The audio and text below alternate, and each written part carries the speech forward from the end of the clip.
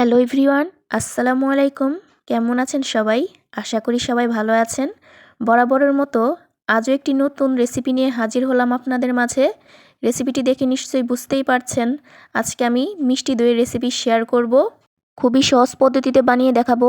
আপনারাও যদি এমন পারফেক্ট মিষ্টি দইয়ের রেসিপি বানাতে চান, তাহলে অবশ্যই ভিডিওটি একটুও স্কিপ করবেন না, পুরো ভিডিওটি মনোযোগ দিয়ে দেখবেন।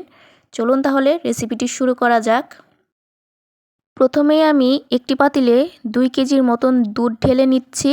দুধের সাথে হাফ কেজি পরিমাণ পানিও অ্যাড করে দিতে হবে, তাহলে মোট 2.5 কেজি দুধ হলো। এই 2.5 কেজি দুধকে ভালো করে জাল দিয়ে 1.5 কেজির মতন করে নিতে হবে। আজকে আমি দই তৈরির জন্য মাটির চুলায় দুধ জাল করে নিচ্ছি। প্রথমবারে বলক আসার জন্য অবশ্যই গনগনে আঁচে জাল দিতে হবে। এই তো দেখেন, রীতিমতো বলক আসতে শুরু করেছে।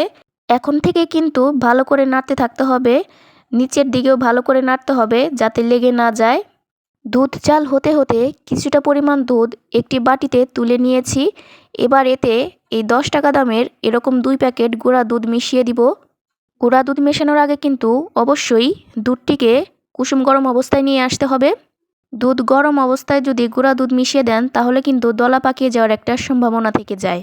এবারে এই গুঁড়া দুধ মেশানো কুসুম গরম দুধ এবং সেই সাথে যার যার মিষ্টির স্বাদ অনুযায়ী চিনি অ্যাড করে দিতে হবে।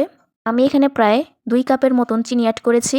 চিনি দেওয়ার পরে কিন্তু চিনি থেকে পানি ছেড়ে দেয়, সেজন্য চিনি দেওয়ার পর অন্তত 10 মিনিট লো আঁচে দুধটাকে জাল করে নিতে হবে।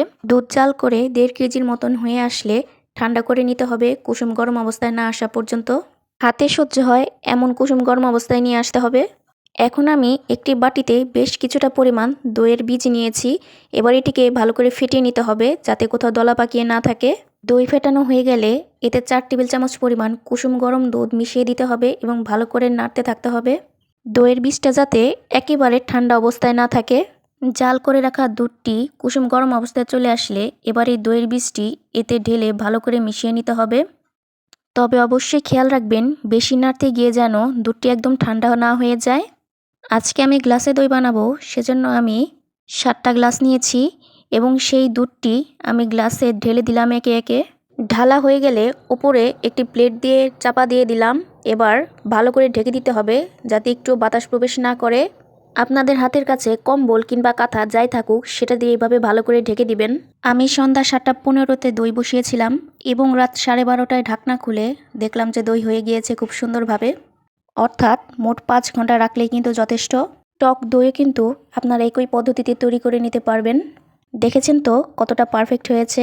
আমি একটা গ্লাস উল্টে দেখাচ্ছি, দই কিন্তু একেবারে পড়ে যাচ্ছে না, খুব সুন্দরভাবে কিন্তু জমাট বেঁধে গিয়েছে। আপনারাও যদি এই পদ্ধতিতে দই তৈরি করেন, তাহলে ইনশাল্লাহ আপনাদের দই কিন্তু এমন সুন্দর পারফেক্ট হবে।